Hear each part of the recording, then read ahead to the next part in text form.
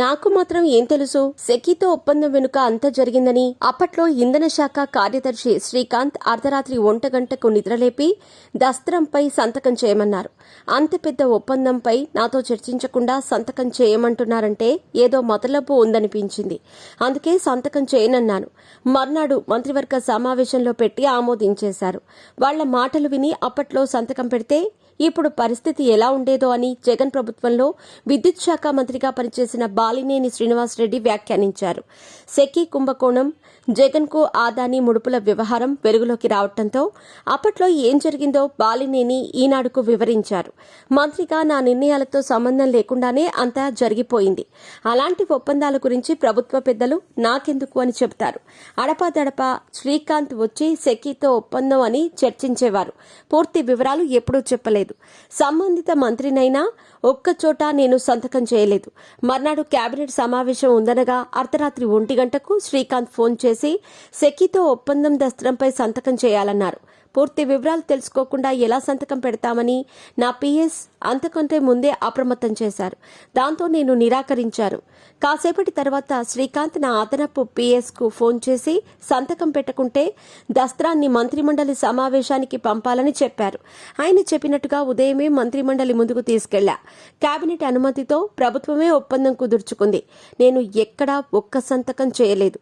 అంతా పెద్ద మంత్రి నడిపించారు అని ఆయన వివరించారు. రాష్ట్ర ప్రభుత్వం 25 ఏళ్ల పాటు 1,05,825 కోట్ల విలువైన 7,000 మెగావాట్ల విద్యుత్ కొనుగోలుకు ఒప్పందం చేసుకోవటం అంటే చిన్న విషయం కాదు.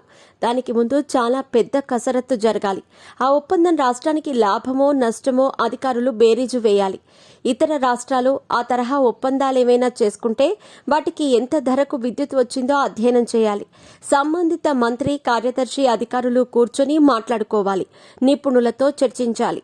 కానీ సెకీతో ఒప్పందానికి ముందు జగన్ ప్రభుత్వం అలాంటి కసరత్తేమీ చేయలేదని, అప్పట్లో ఆ శాఖ మంత్రిగా ఉన్న బాలినేని శ్రీనివాసరెడ్డికి కూడా దానిపై కనీస సమాచారం ఇవ్వలేదని, అధికారుల్ని కూడా డమ్మీల్ని చేశారని అర్థమవుతుంది.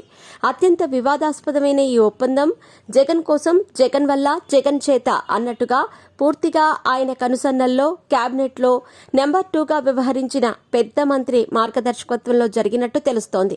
ఆ ఒప్పందానికి సంబంధించి ఆదాని నుంచి జగన్కు 1,750 కోట్ల ముడుపులు అందాయని అమెరికా దర్యాప్తు సంస్థలు తాజాగా వెల్లడించాయి. ఈ నేపథ్యంలో బాలినేని స్పందన, అప్పట్లో ఒప్పందాన్ని సమర్థిస్తూ ఇంధన శాఖ కార్యదర్శి ఎన్ శ్రీకాంత్ విలేకరుల సమావేశంలో చేసిన వ్యాఖ్యల్ని పరిశీలిస్తే భారీ గూడుపుటాని కళ్లకు కనబడుతుంది.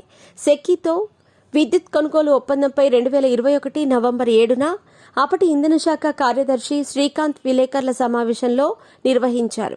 సెకీతో ఒప్పందంపై అప్పటికే వెల్లువెత్తుతున్న తీవ్ర విమర్శలపై వివరణ ఇస్తూ ఒప్పందాన్ని సమర్థిస్తూ మాట్లాడారు. సెకీ నుంచి విద్యుత్ తీసుకోవాలన్న నిర్ణయం ప్రభుత్వానిదే. ప్రభుత్వ ఆదేశాలనే మేము అమలు చేస్తున్నాం. ఎన్టీపీసీ నుంచి యూనిట్ విద్యుత్ ₹1.99 చొప్పున కొనేందుకు గుజరాత్ ప్రభుత్వం ఒప్పందం చేసుకున్న విషయం నాకు తెలీదు. సెకీ ప్రతిపాదించిన ధర ఆధారంగానే మేము నిర్ణయం తీసుకున్నాం. ఏపీ గ్రీన్ ఎనర్జీ కార్పొరేషన్ ద్వారా రాష్ట్రంలో సౌర విద్యుత్ ప్రాజెక్టుల ఏర్పాటుకు పిలిచిన టెండర్లలో వివిధ సంస్థలు కోట్ చేసిన ధరల్ని బేరీజు వేసుకున్నాక సెకీ నుంచి యూనిట్ ₹2.49కి కొనటం లాభదాయకమని భావిస్తున్నాం. సెకీ ప్రతిపాదించిన ధరకు అదనంగా ప్రతి యూనిట్కి ₹1.70 చొప్పున నెట్వర్క్ ఛార్జీలు కలుస్తాయి. సెకీ నుంచి తీసుకునే విద్యుత్ కేంద్ర విద్యుత్ చట్టానికి లోబడి ఉంటుంది కాబట్టి న్యాయ సమీక్ష, రివర్స్ టెండరింగ్కు వెళ్లే అవకాశం ఉండదు అని ఆయన చెప్పారు.